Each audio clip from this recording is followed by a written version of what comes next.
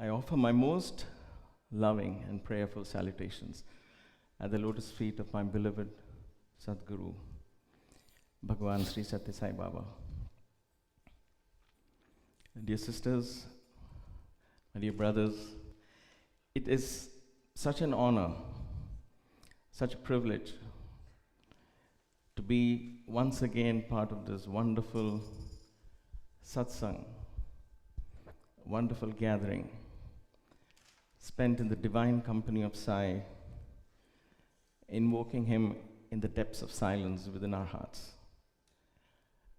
I want to thank my dear brother Srikant and the organizers of this retreat for once again allowing me to serve Bhagwan in this capacity, to sharing my experiences, my perspectives, and the lessons that I learned at Bhagwan's lotus feet.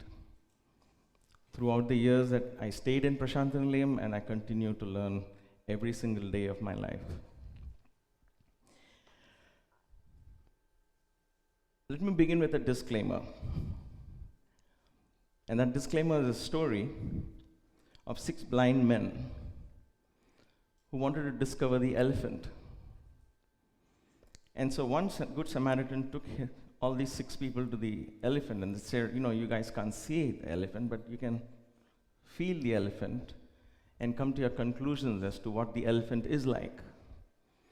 And all the 6 of them went around the elephant and they came home and wrote down what they thought the elephant was. And then they compared notes. The first blind man said, the elephant is like a huge pillar. I couldn't even put my arms around him. Obviously, he was feeling one of the legs of the elephant. The other one said, no, you must be wrong. You're not just blind. I think something is wrong with your hands as well. It's just like a snake. I wonder why they said elephant is so big. I could hold the snake. He was holding the tail of the elephant. The other said, no, but yes, snake, but it's a python. There's a big python. He was holding the trunk of the elephant, and so on. Each one of them described elephant to the extent they experienced it. And so here is one blind man offering the extent of his experiences of this divine cosmic truth, which cannot be explained in words, which is beyond the very comprehension of our mind and our capability. We have to lose our mind to get there. And to even begin standing here and talking about this truth, where we talk about self-realization, the cosmic energy, a concept like Shivoham, a concept like I am God, I am not different from God, which is the very essence of the Vedantic truths of the Sanatana Dharma, which Baba came to revive in every one of our hearts. To even begin addressing that is foolishness. But nevertheless, I've been given the mic, and I enjoy playing the fool. It's Baba's fool, so I guess it's okay. Having said that, I do want to really commend my in-laws. A good way to begin everything is praise the in-laws. Then the wife is happy, and then my day is done. I do want to commend them because they came from India just a week and a half ago, and within 2 days, I took them to Toronto for a retreat there. We came back, and in 4 days, we are back again for another long drive all the way from Cleveland. Their love for Swami and the devotion for Swami is immense. And sometimes the discussions that we have are so deep, and the satsang just goes non-stop. So it's a great pleasure to have them as part of this satsang as well.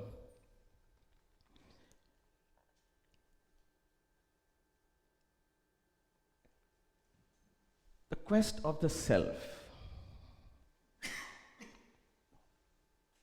When we talk of being Baba's devotees, one of the prime importance that Baba gives is go out and serve the world. Go and do service. Service to man is service to God. Everything is out there.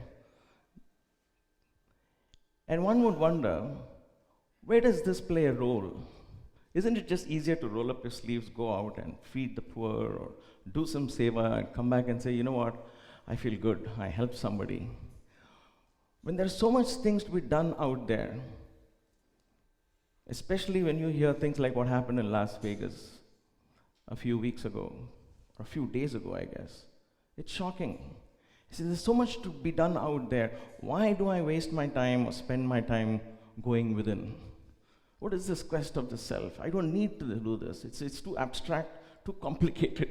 Let me roll up my sleeves and do something that makes sense to me. I guess that is justified to a certain extent. However, if you go back to Vedantic truths, Vedanta, or the Vedas, the books of knowledge, that was with the Indian subcontinent, people of the Indian subcontinent, because it is so way back that you cannot really draw a geographical boundary and say it belonged to India or Afghanistan or what now we know as India, Afghanistan, Pakistan, Arab.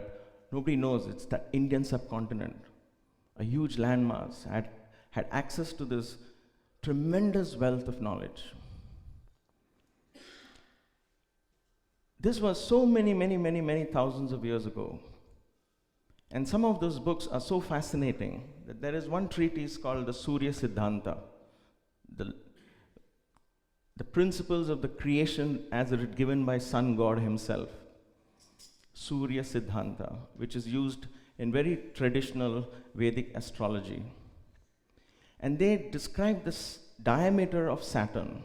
They describe the diameter of Mercury. They describe the diameter of Jupiter and Venus. They describe the distance between the moon and the earth. And lo and behold, they are all less than 1% from what the modern astronomy is trying to find yet. They even talk of different universes parallelly existing along to what we know as this physical universe. So they were aware of a huge reality out there. Without any of the modern instruments, without any of the modern tools that you and I have access to today. Today we have Google Earth.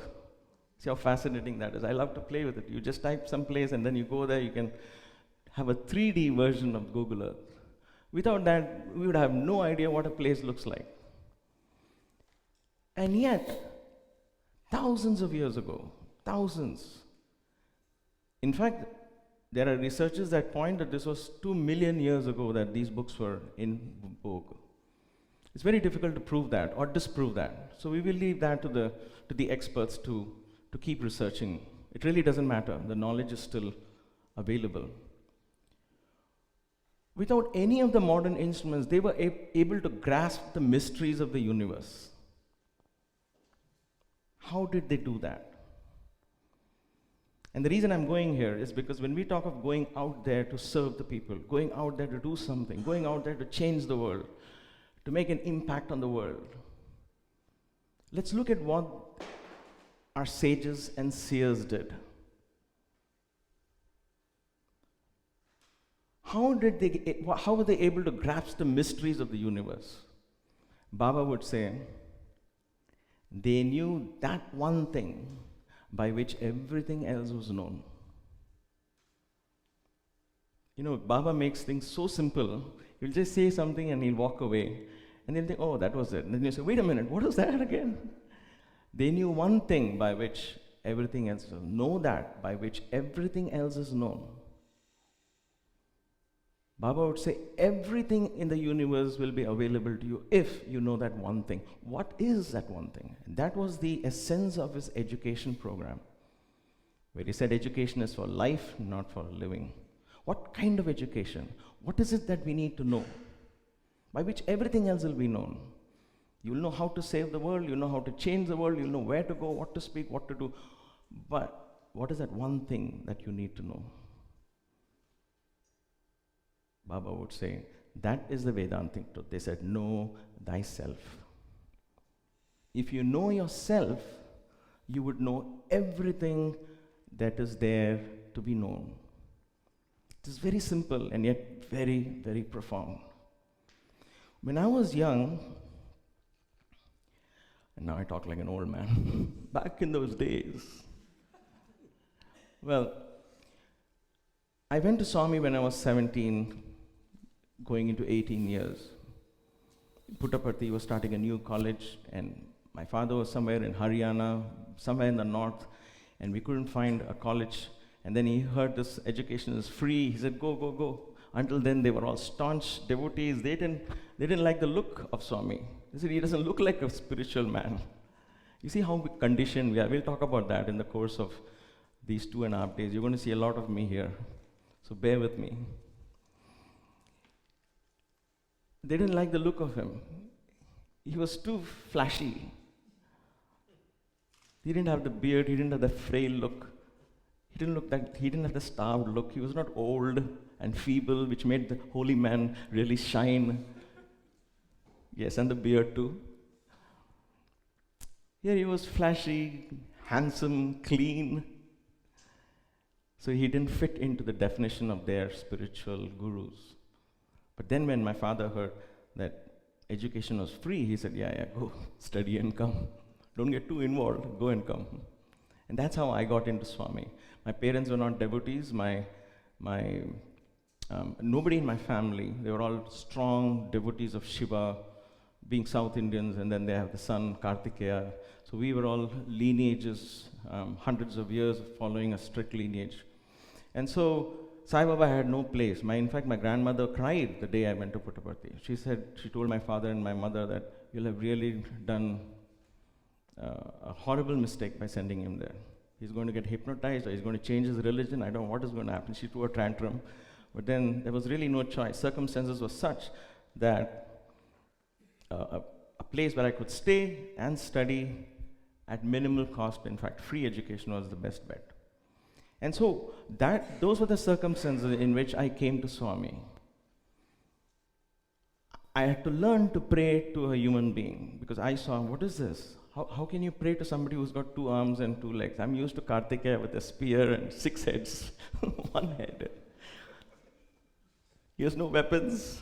He doesn't look scary. How can I pray to him? Why should I pray to him? But then curiosity led to admiration.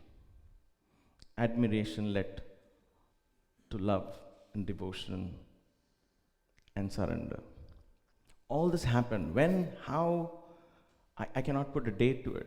There is no one particular incident, but it was a little by little by little by little the transformation occurred. And that is why the first time when Swami asked me, what do you want in the small little room? Perhaps I've told this before. But as I speak this, it puts me back in that. It gives me a starting momentum, if you will. How all this began. I never fail to think of that every day of my life.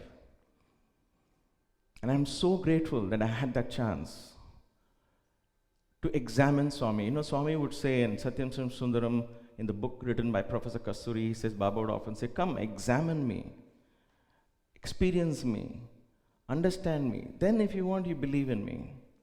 Don't do bad. Don't come with a blind belief. And so I wanted to examine him, not out of the audacity of an 18-year-old, though I'm told I had a lot of that, because I was a fan of Amitabh Bachchan. I still am. But when Swami asked me, what do you want? It was out of pure curiosity that I wanted to see how Swami lived his life. What did he do in his room? How are people claiming such fantastic stories about Baba?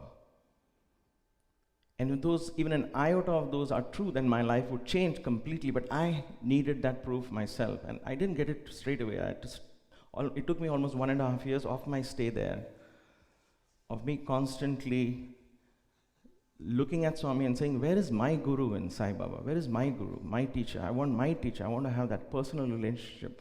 How does that happen? And so when that moment came, and he asked me, Kya mangta hai? I said, Swami, I want to be in your room. It was very genuine from my heart. It didn't come right away, but I'm just making my story real short. And you might go back and forth to these instances. And it was so simple And Swami said, Acha, kal se aao, come from tomorrow. It was so simply said. I was so happy. I said, oh, thank you, Swami. And I tried to hug him, and he pushed me away. He said, my hair, don't spoil my hair. I remember that moment really, almost every day I remember that moment. I said, what if I had not asked? Maybe Swami would have opened another door. His mansion has so many, many, many, many doors. It's unbelievable how each one of us have found a unique door to enter his mansion. Each story is unique. Each story is worthy of reverence and applause. The greatest respect to everybody's story of how they came across Sai Baba, how they came into his fold. So I know he would have opened another door if I had not asked, but I am so grateful that that day Mother Saraswati sat on my tongue and made me ask that question. And therefore I'd always tell the youngsters, if there's a good chance in your life, ask for the very best. Don't hesitate. I could have convinced myself saying, oh, maybe I shouldn't ask such silly questions, and who knows, Baba might get angry. I'll just ask for a namaskar. I could have asked for liberation too, but I didn't. He would have granted me. He was in a mood to grant. I missed that opportunity many times though. But I said, I want to be in your room. And he said, yes, sure. What I saw in the next few weeks and months is what were the building blocks of my faith in Baba. The humanness of Swami, to me, is what makes him divine. It is very easy for us, and I've said this so many, many times. Bear with me if some of you have heard me repeat this, but I feel this so strongly in my heart. It is so very easy for us to take a Sadguru like this, place him up in an altar far away from us, light incense sticks, put a nice garland, sing wonderful bhajans, bow to him with all reverence, go back and watch our regular TV show, CNN, whatever. Desperate Housewives. I don't know. Big Bang Theory. It is so easy to do that, and then come again and make the charade of devotion. When he lived like you and me, Baba would say, if I came in with the krida, the crown of Vishnu, and the arms of Vishnu, and the discus and the conch and 4 arms, you would put me in a museum. But even when he came as a human being, we are actually putting him up in an altar, almost like a museum. And we watch by saying, my altar is better than her altar. We want an altar like that center, and this center wants to compete with that center. And so now we are competing for an altar where he's sitting inside our altar, this altar, which we have completely ignored. To me, the humanness of Swami was what made him divine. Why do I say that? For those of you who have not heard this, and I never ever get tired of this, Sai Baba lived in a room which was 10 feet by 10 feet. That was the first thing that struck me, because when as a youngster, the first day when I'm going up that winding staircase, I'm thinking, is that going to be a big sofa there? Is there going to be a television? Those days you didn't have flat screen TVs, but we were thinking of the one huge monstrous TV. Maybe there's a TV in his room. I don't know. What does he do otherwise whole day? Because he just comes out twice a day for darshan. Once in the morning at 6 o'clock, and then once in the evening. And he calls a few people, he talks to them. So 6 to 9, his morning session is done. 9 to 9:30 perhaps, after the morning bhajan. He goes back. And in the evening, again, he comes around 3 o'clock, and by 6:30, his show is over. So what does he do in the meantime? I was so curious. So when I go up first, what strikes me first is this empty room with one single chair, a straight back chair, something like this, but like a sofa though. I don't know if this is a sofa, but it wasn't one of those relaxing things. Straight, simple sofa with a waste paper basket here so he could tear the letters and put it. There was a table next to him with trays full of letters that he receives from his devotees. He takes it, keeps it next to him. And everybody else was standing. 2 or 3 of the ashram people were standing. There was a single ceiling fan. And though I didn't go inside and start looking around like this, I would have been foolish. But my corner of my eyes, I kind of gauged the whole room. I was like, oh my gosh, there's nothing here, nothing. And in some corner, the empty boxes or cardboard boxes, devotees, when they donate old clothes and things like that, Baba would keep it in his room for a while. And that always surprised me. And I can still not offer an explanation why, but he would keep it as if, like if as a father, if you receive a gift from your child, what do? You preserve it. If not forever, at least for a few days. I don't have children, but when I go to work, I see some guys will have some crazy little drawings pinned up their cubicle. And I say, what paint? I didn't know that first. I said, why is it like a ritual thing in the West? What are they putting all these like childish cartoons? And they all had their kids' drawings and happy birthday dad and mom painting, whatever it was. The child is given, so the dad is proud of it. And so it's almost like that parental affection to what he received. Let it be here, let it be here. Devotees have sent it. Let it be here. It's almost with great respect he would keep that. And the day he would open it, it'll be all some old, not tattered, of course. Nobody sent tattered clothes to Swami. It was old, used clothes. But there would be coats and, kurtas and people would send from all over the world. So he would take it and say, it fit your size? Not for you people. It's for all poor people. So he would give, and of course, occasionally he would throw a shirt or something for us, and we would grab it and preserve it. So that was in that room. That was his living room. And the days that followed, I glimpsed into his bedroom again, an even smaller room, barely enough, something like our rooms here. I'm not complaining about these rooms, they are wonderfully comfortable. But there was a single room, a wooden table and a chair, and that's pretty much it. The windows had wooden panels, so all of them were closed, except one panel in each window will be open, the 4 panels. So you hardly got light into the room. You hardly got fresh air into this room. And within a week of being there, I wanted to go out and ease myself. It was claustrophobic. That's when I began to realize, oh my God, how does he do this? How does he do that? And he had silk robes on with one ceiling fan. At the most, when it got very hot in the afternoons, he would open his 2 gold buttons here and little bit of allow his chest to air a little bit, I guess. He would have half a glass of cold buttermilk or 2-3 pieces of watermelon, which they would say, Swami loves watermelons. Okay, what does that mean? Loves watermelons. You know what you and I do when we love something to eat. We gorge on it. But his love was just 3 pieces.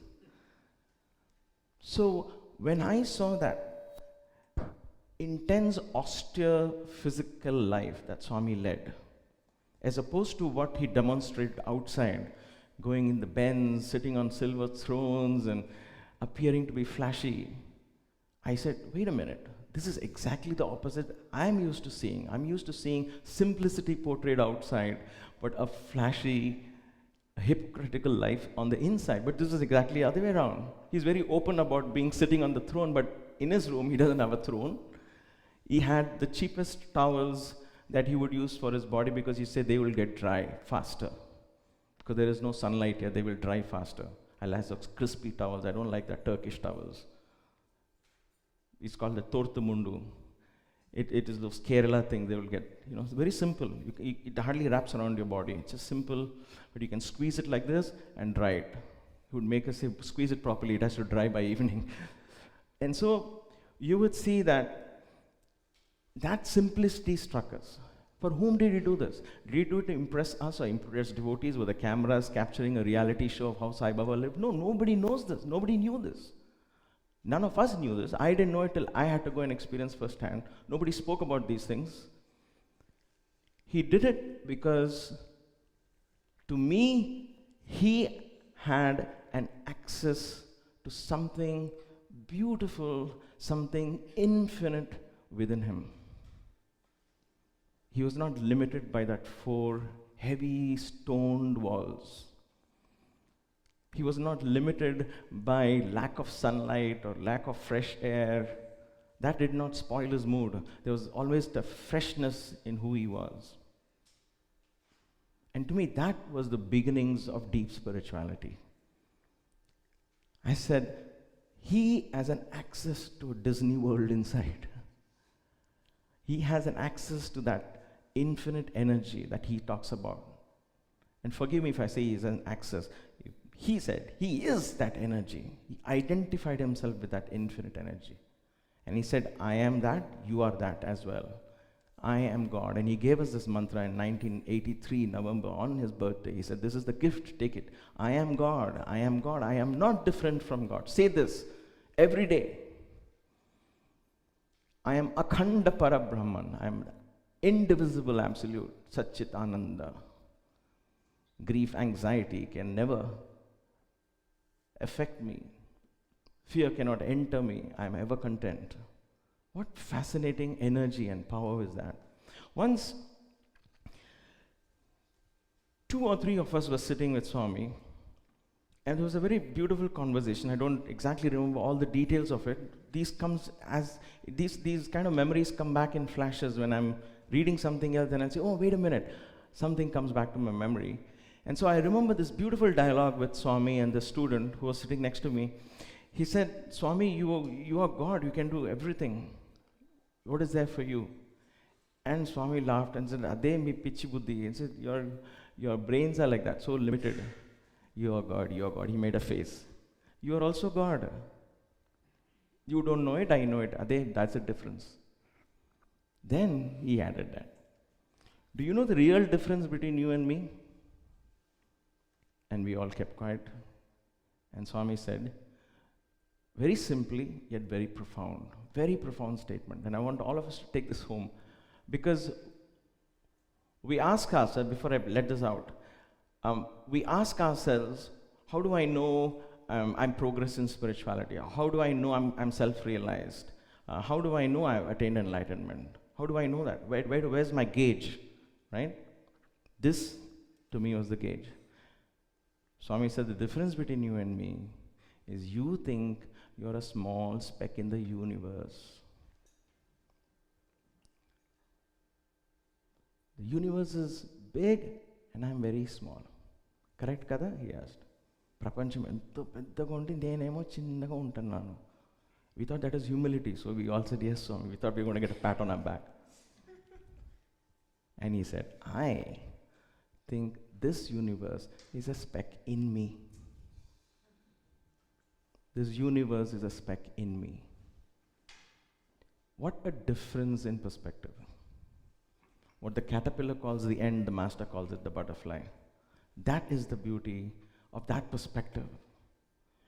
When you know who you are, then look at what you can achieve. That, to me, was the example of Sai Baba's life, and that is why the quest for the self is of prime importance. What did this one young village boy do? At 13, he declared, he said, I know who I am. I am Sai Baba. I have come to teach you the path of love, the obligation to love, the power of love. I've come to light the lamp of love in your hearts. At 1940, in the dark, remotest village India can ever imagine, just as the World War II was about to break, on the brink, some historian someday will draw these parallels and say how, when the world was going towards a disastrous end, a small little lamp was lit by the avatar to balance this. He didn't make big declarations. I've come to light the lamp of love. He writes a letter to his brother. This is what I've come for. And if you see the greatest discoveries of science, the greatest expressions of music and art, the years where human rights were achieved all over the world, independence across countries, were all is in this one span of Avatar's life going on in this corner of the world, and all of this is taking off there. Everything from the 40s, 30s and 40s, if you see till the end of the 21st century, you will see that all the major breakthroughs happened in this one lifetime of Sai. There is no way to prove the connection today, but I assure you that at some point we will find, when some people devote years of researches between every discourse of Swami, what day it was given, what else was happening in the world on that day, you will find a link that at some point he was letting out energies of love, energies of peace, because that is what he declared when he was young. So this unknown to people, this young village boy declares, I'm going to do this, and he never gave up his dream. So the first, Swami teaches us and taught us and continues to teach us, not by discourses, not by quoting, of course he quoted the Vedas, but for us as youngsters, and I'm sure Brother Shrikant and Praveen here who's here, and Brother Giridhar who's here, Krishna, all of us would know that as youngsters, what would convince us was action, not words. It's easy to preach, right? So we're used to that philosophy and preaching. But here we saw somebody acting, living, oneness in thought, word, and deed, and that moved us. And that was an energy of Swami. Because we would see him come out, a small 5 foot 5 inches or 5 inches, 5 foot 4 inches frame, a frail body coming out of this into the crowd, and the entire crowd of thousands of people will hush into a silence. Where was that energy? Who told them to keep quiet? But that would happen. His presence made a difference. There was magnetism beyond our wildest belief in his presence. And that's why, even though some of us stayed for 5 years, 10 years, 15 years, we were drawn to him again and again. We could never get enough of what he was offering, never get enough of his presence. Every boy would crave to be in that room with him, or be at his feet, or close to him, and one look from him, or one touch from him. It was not one of those crazy fan kind of a thing that we have when you go and see some big fan, a famous celebrity, and you want him to touch you, or you want to touch him, or something like that. This is a lot more than that. But that happened because he lived truly in that divine omniscience, omnipresence, and omnipotence of who he truly was. He lived in that moment of oneness. And so when Baba talks to us of self-confidence as a very first step, he said, I know you all crave for self-realization. How about starting with self-confidence? Now, self-confidence, if you Google it today, and probably you would have as part of the sadhana that you all have done. By the way, it's a fantastic thing.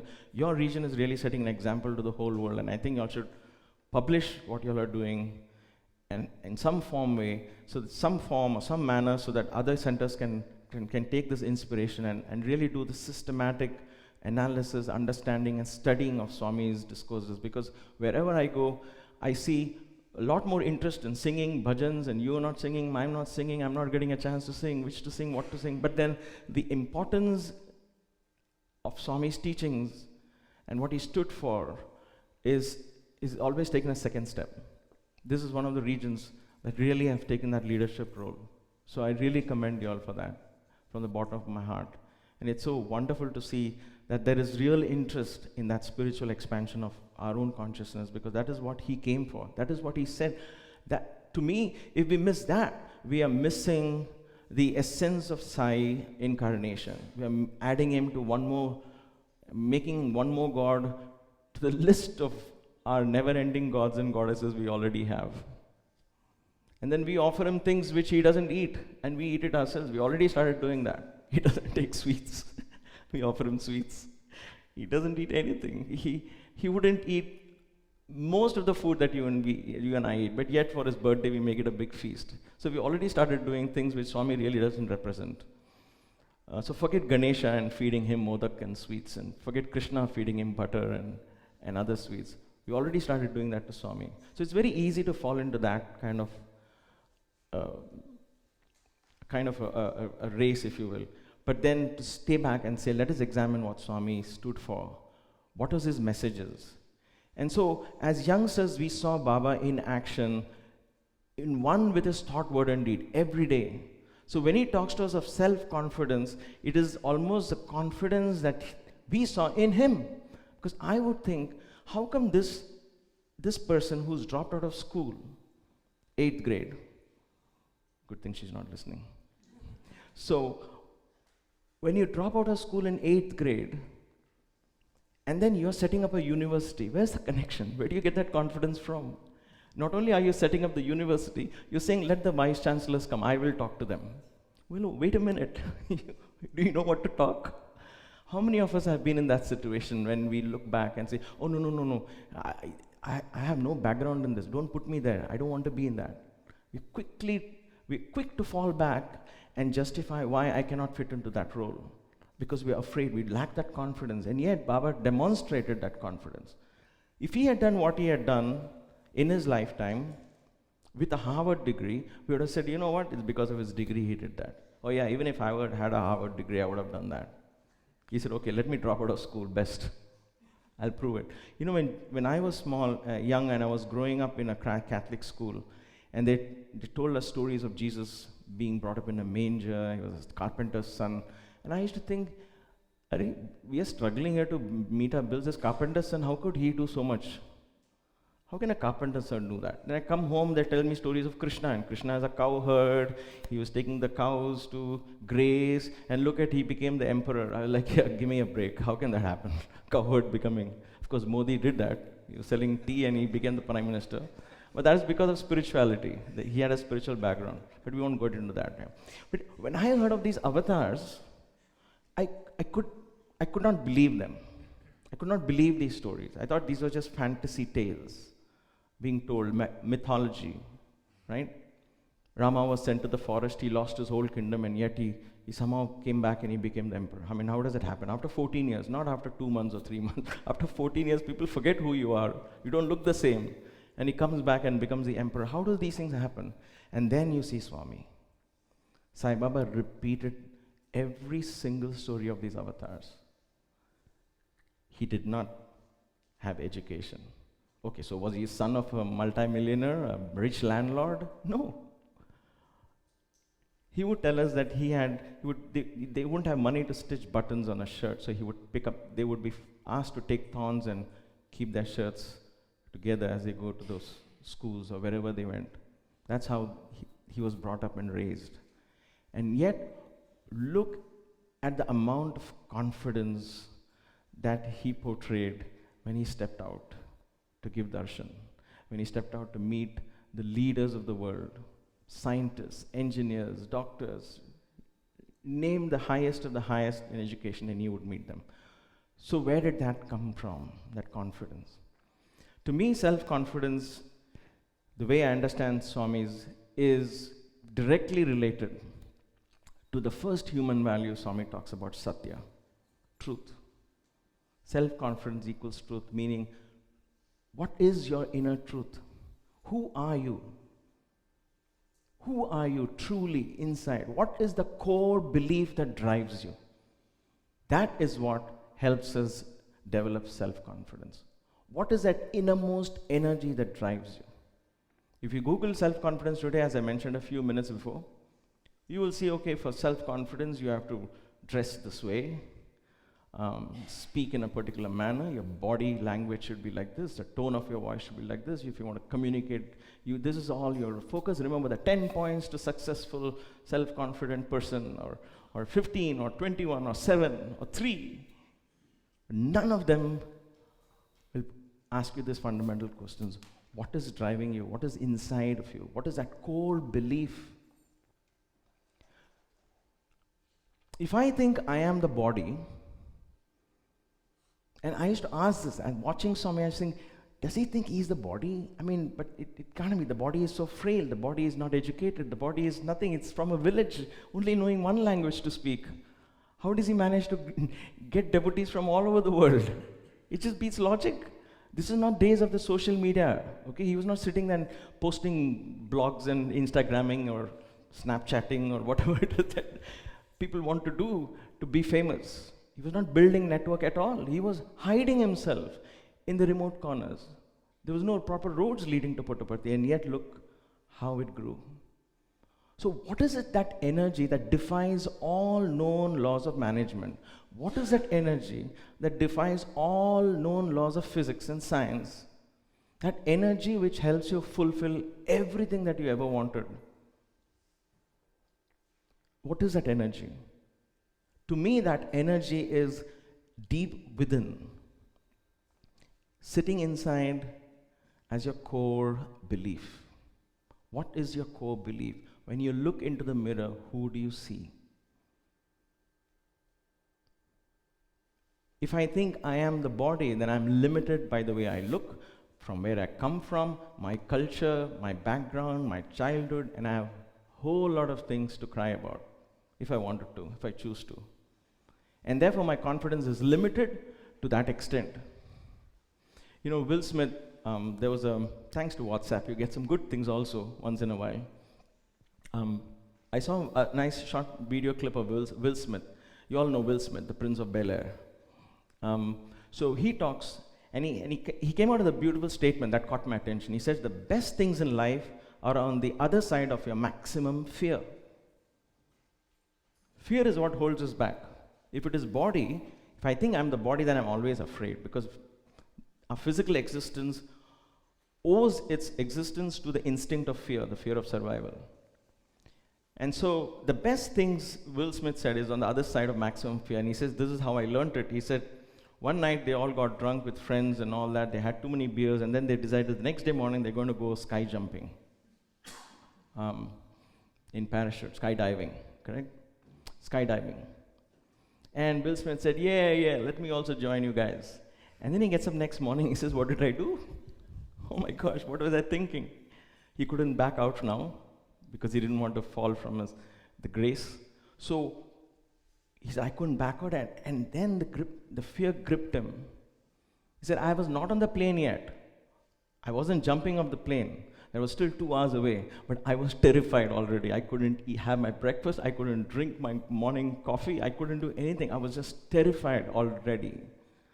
So we are terrified of something that could happen, that is going to happen out in the future. It's not yet happened yet. And then he says, as the time drew close and I drove my car to this, met my friends, and we got into the plane, and I'm sitting, and they put this parachute on my back, and they strap me down. I am terrified. My fear goes to the maximum. And then I'm standing on the edge of the plane. I'm saying, no, please, no. And they said, no, you have to do it. 1, 2, 3, and the third, at 3, get ready to jump. And he says, the guy said 1, 2, and pushed him, because he knows at 3, this guy is going to go back. He didn't give him a chance.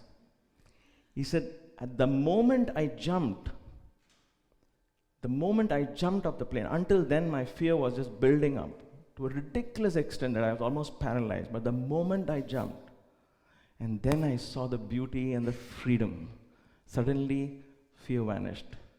And I had an exhilarating dive.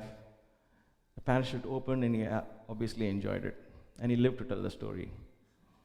And the point of the story was, he said that experience, the what if and what could happen, was creating more fear than what actually happened. What actually happened was exhilaration, joy. So he says the best things and the best experience of his lifetime, he said, was just on the other side of maximum fear. So when fear holds you back from that self-confidence, it is because I think I am limited to my body. And therefore insecurity paralyzes me. I'm afraid. For whatever reason or whatever circumstances you're ready to face, I'm afraid. This, as Brother Shrikant just said, the one you think you are. Oftentimes, we think we are just this body. That is why, and especially in today's world, if you go back to the Vedantic text, they would say this is the effect of Kali Yuga, the age itself. But we won't get into that, because I have little idea of how to even talk about those things, or even think about it. But in this age, you and I know, and there's no exaggeration, that we are obsessed with physicality. We are obsessed with it. If it is yoga, I needed to fix my back, my knees. It's always about me and my body. That's all it is. If you go to a shop, a grocery store, just look at what happens. Grocery stores will have a lot of things with food, but if you go to Walmart and other places, you see there's a whole big, huge section of food on the one side, a huge section of clothes on the other side, a huge section of furniture on the other side, and what else? Everything in that store relates to your body. So you enter that store, you're only thinking of you and your body. So we are obsessed with physicality. I don't want to be sick, I want to be good looking, I want to last long, I want to be young, I want to be youthful, whatever it is. It's not right or wrong, I'm just stating it as a fact. You and I know it. And so there's nothing in my education also that helps me to go beyond it. So our self-confidence is also taught how you should be, how you should dress well, how you should look better. But if the one I think I am is my body, then my self-confidence is just restricted to that. Then I'm short, then I'll feel odd among tall people. And yet Sai Baba was really short. And he didn't feel any shyness to meet the tallest of the tall, the biggest of the big people. He has no shy. He would go outstretch his arms and greet them. That blew my mind. So where does he get his confidence from? Who's coaching him? Nobody was coaching him. So then what else?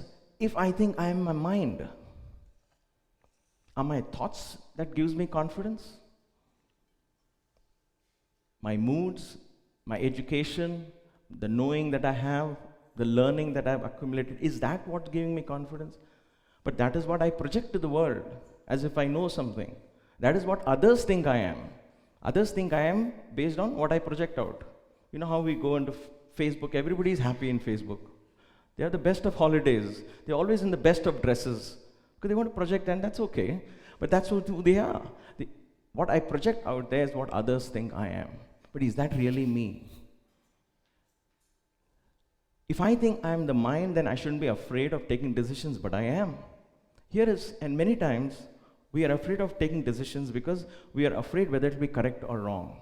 What if this is a wrong decision? I'm afraid to take it. Should I? Baba would very playfully tell us. There was one lady who said, very proudly, she was sitting, old devotee from Bangalore.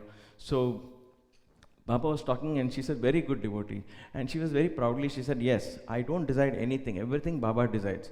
And Baba said, really? How? She said, recently also I wanted to buy a house. I wrote 2 chits. Swami, should I buy a house? I should not buy the house. I dropped it at Swami's feet. In the altar, I picked up one. Swami said, buy the house. I bought the house. If he had said no, I would have not bought the house. I have completely surrendered.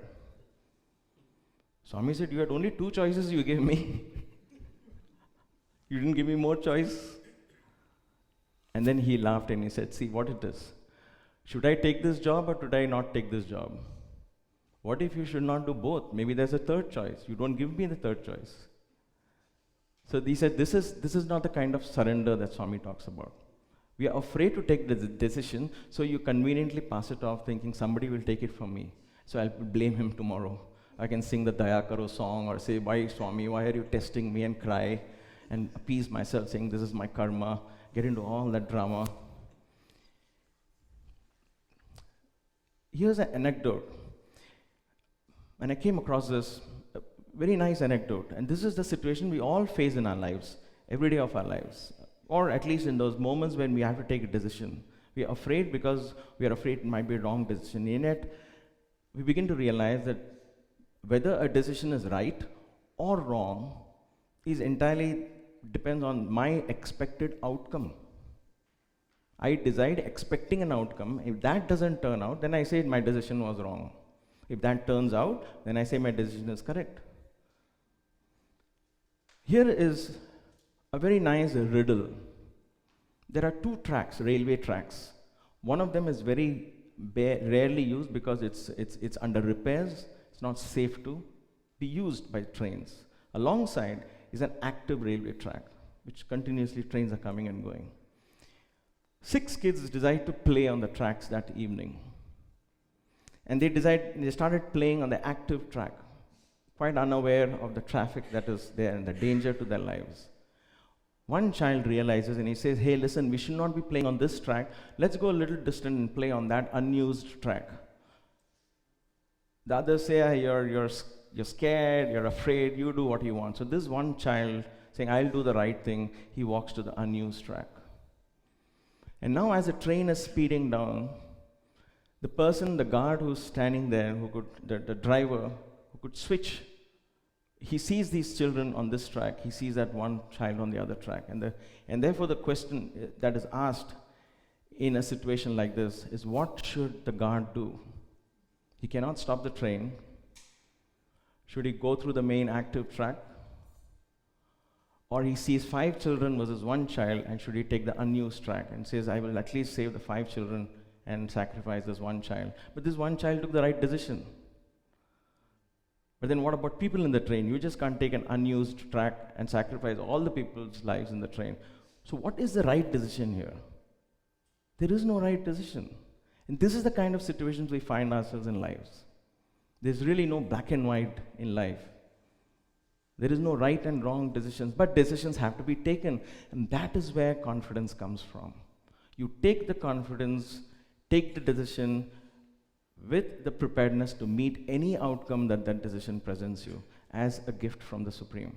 That I am being guided to take the decision, and therefore I will. And if there is something that I don't expect waiting for me at the other end, I will receive it with the same equanimity as the other desired outcome. That is why fearlessness and equanimity are the 2 cornerstones of self-confidence.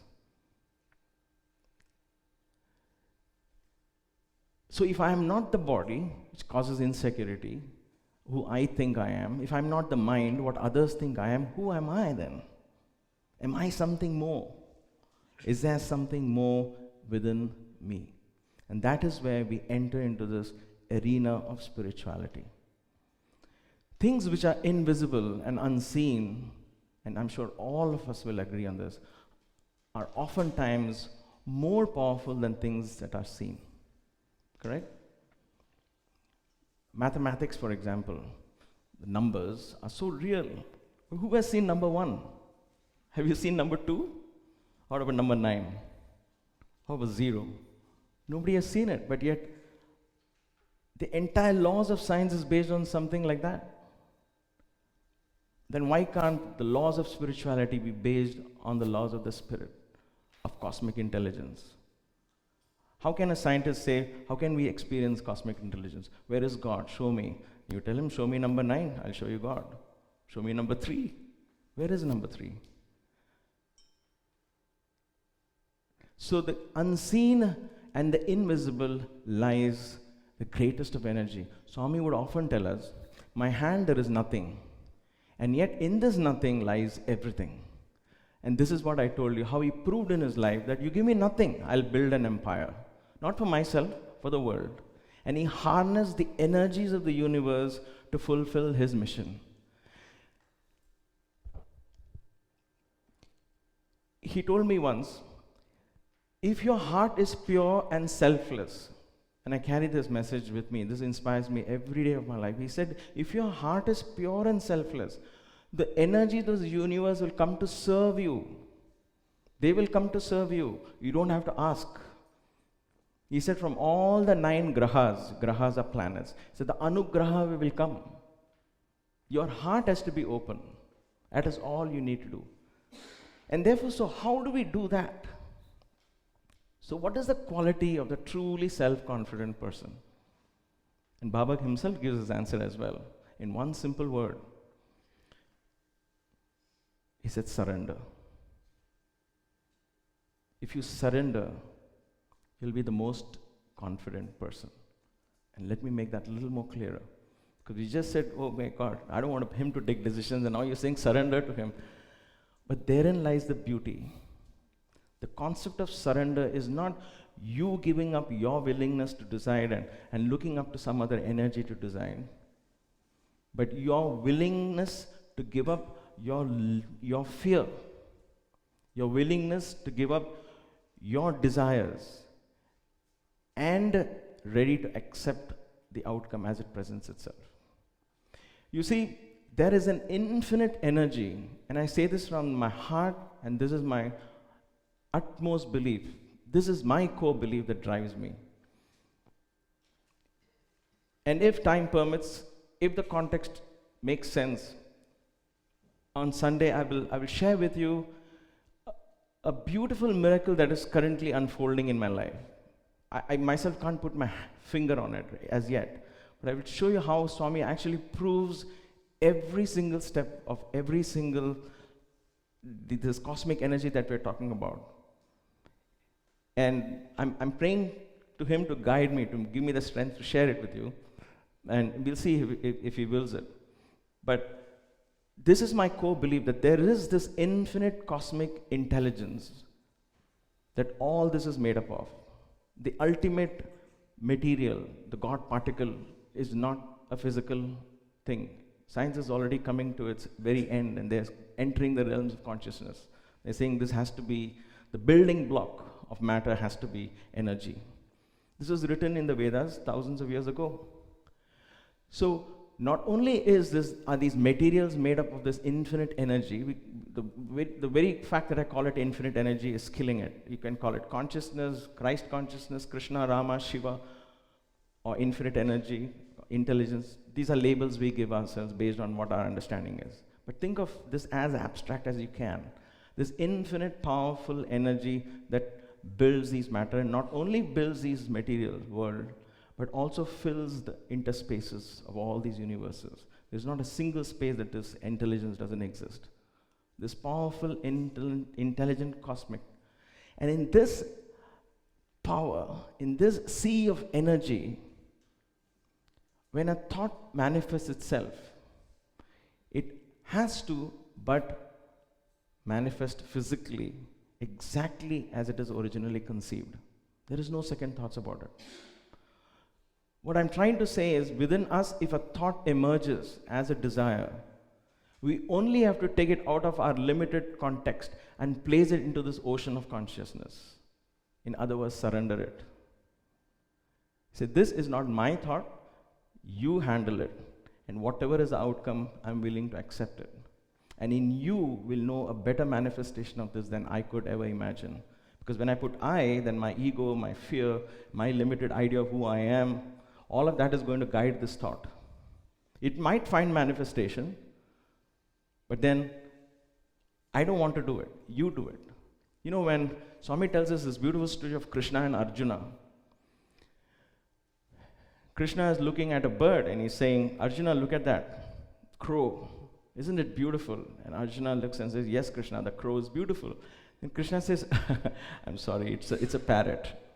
And Arjuna says, oh yeah, of course it's a parrot. Krishna says, no, I think it's a swan. Don't you think? From a black crow to a white swan. Krishna really took liberties. But Arjuna, without a hesitation, said, yes, Krishna, of course it's a swan and it's beautiful. Baba tells a story to us because there's a very important lesson here. Krishna turns to Arjuna and says, don't you have a mind of your own? You just keep saying yes to whatever I am saying. What about your eyes? What about your mind? Why don't you use your mind and tell me what do you see? And Arjuna says, I trust your mind more than I trust mine. I trust your eyes more than I trust mine. If you see a parrot, it must be a parrot. To me, that is surrender. That means you are willing to give up your limited ability and open doors to this unlimited energy to flow and manifest through you in your life. And believe me, it happens. There is no other way but for this to happen. To me, that is my understanding of knock and the door shall be opened. The door shall be opened, he said. Christ didn't say, come in, I will close the door behind you. No, he said, when you open the door, what happens? Infinite energy. Unlimited possibilities open before you.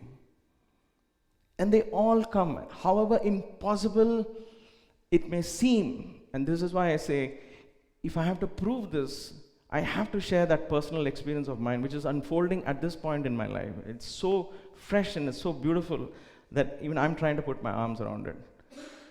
But it only makes this reality even more true, that whatever it is, you let Him handle it. You don't ask for it to manifest. You say, this is your thought, you gave it to me, you manifest it. If it is meant to be manifested, you do it, not me. I can't do this justice. When my father died long ago in 1992, he wanted to die in Puttaparthi in Baba's ashram. He said, I've done so much puja, and he was really a wonderful person. I admire him for his sense of discipline and determination and a strict regimen of his early morning devotions and prayers. And he said, my only desire is to die in Puttaparthi. But then he goes to meet his daughter in the north, and then he dies there. This is me after spending 13 years with Swami. I've completely accepted his divinity. At that moment when I hear my father dying there, I was in Puttaparthi. And for me, the experience was more of anger towards Swami. I said, why couldn't you just fulfill that one desire of my dad? And he gave up everything for you. He spent his last few years in the ashram, and his only desire was to die in Puttaparthi. I know everybody has to die, but why did he die somewhere in some unknown village in the north when he wanted to die in Puttaparthi? For him, that was his Kashi, his Mathura, his realm of liberation, if you will. And I couldn't put two and two together. This is what I mean by we don't see the answer and we question the wisdom of the infinite. And to me, that was one of my earlier lessons of this trusting the infinite. And it has a better plan than yours. And so when Swami met us many weeks later, he called me inside and he said, you wanted your father to die in Chitravati, he wanted to die in Chitravati, but I gave him my feet, because when he passed away in the north, at the very moment Baba was in Kodaikanal, and he tells the boys, who knows Sunder Iyer's father, he has reached me. The same moment, hundreds of miles away. And so when he meets us, he tells me, your father wanted to die in Puttaparthi. That is only the body. I gave him my feet. He came to me. And so for me to hear from his mouth, saying that he has come into my feet, I have accepted him, was beyond my father's wildest imagination. He wouldn't have dared even ask, saying, I want Swami to say he accepted me when I die, or something like that. All he wanted was one thing, and he served Swami to the very end. And then, when I couldn't see the two and two together, Swami takes his time, but he explains to me. And then I say, oh my gosh, this is way beyond. When the infinite handles your problems, you may not see it at that moment, but then when it falls into your lap, you can only end up being grateful. There is really nothing else. That is the energy of this cosmic intelligence. And Baba says that intelligence is within you. So why not go within? That is the quest for that self, of the self. The quest is to once again reawaken into our memory that this intelligence is always available. You're not making it available, but just remembering that this has always been with me. I've always had this blank check from my cosmic father. I didn't have to ask. This check was lying in somewhere hidden in the innermost drawers. I should have just opened the cabinet and seen, oh my gosh, this is it. I just had to remember it. That is why in yoga, smriti is one of the most important chittas. When you talk about the mind, they say the memory is so important. What is the memory you have to awaken? Not about your childhood and all the things you experienced and subconscious mind. All that is the Western approach. The Eastern approach, the Vedantic approach, is awaken the memory that you know, remember that you are being divine. You are divine. You have access to that infinite energy within you. Just remember. Wake up. Baba would say, a sleeping person can be awoken. Can be woken up. A person who's awake, you don't need to wake him up. But a person who's pretending to sleep, how can I wake him up? You know, when your child doesn't want to go to school and pretending to sleep, you just can't wake them up. Because they're pretending to sleep. And that's what you and I are doing. We are pretending to be asleep. And Baba waits us, finish your drama. And when you get up, you will know that you and I are one. That surrender is what Baba explains as self-confidence, in my understanding. And that is why he said the two greatest devotees of God that is portrayed in the Hindu Puranas, stories, one is Arjuna, a warrior, a man of action. You don't see Arjuna coward, meek. He was people would be dreading to face him in the war, right? Because there was a moment where he was weak and Krishna woke him up. And if you read the Gita, Krishna didn't say, my child, wake up. He said, shun your cowardice, you stupid fool, wake up. This is exactly those words you use, murkha. You're a warrior, wake up. And so he used powerful words to wake him up. Arjuna was chosen for Gita because of that sense of surrender. He said, I trust you more than me. And that is why in the war, in the war, when he was given a choice, he said, you be my charioteer. You don't do anything. Don't fight for me. Just be my charioteer. You guide the chariot. I'll fight the war. You be the charioteer. See how powerful that is. Those lessons are not, they're not simply stories put together for your entertainment mind. There's a lot of meaning there. Let him drive. Don't tell him how to fix your life. That's why Baba says, don't ask. Come to me, and I know a mother knows a child's yearning. Mother knows a child's hunger. You don't have to ask and spell it out to him, because then your subconscious mind and you are thinking he doesn't know and therefore I have to spell it out to him. No, of course, the infinite intelligence is aware and actually has created this experience for you to learn something. So welcome it, however difficult at that moment it may seem to be. Hanuman is the other example. The monkey god Hanuman, a tiny monkey, a monkey which is known for his fickleness. When they come to the edge of the land and they say, we don't know where else to go, Sita must be on the other side. Who can jump? Who can go? We had to build a boat. We had to take weeks and months. Arjuna says, and Hanuman says, my master has given me a task and therefore it has to be fulfilled. If Sita is there, now look at this. He doesn't know how Sita looks like. Like I said, these are before Google. Nobody sent him a picture. No WhatsApp was sent to him. This is how Sita looks like. He doesn't know how far Lanka is from there. He doesn't know how Ravana looks like. He has no clue.